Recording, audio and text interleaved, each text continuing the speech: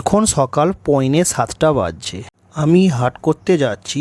আমাদের বাড়ি থেকে হাট যেতে 5 মিনিট সময় লাগে। আমাদের বাড়ি থেকে 1 কিলোমিটার দূরে হাটটি হয়। আমাদের গ্রামে হাট হয় না। মা আমাকে যা যা কিনতে বলেছিল সেইগুলোই নিয়েছি, লঙ্কা, পেঁয়াজ আর ধনেপাতা।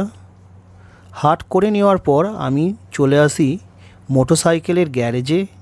আমার বাইকটাতে অনেক কাদা লেগেছিলো, বাইকটাকে ধুতে হবে।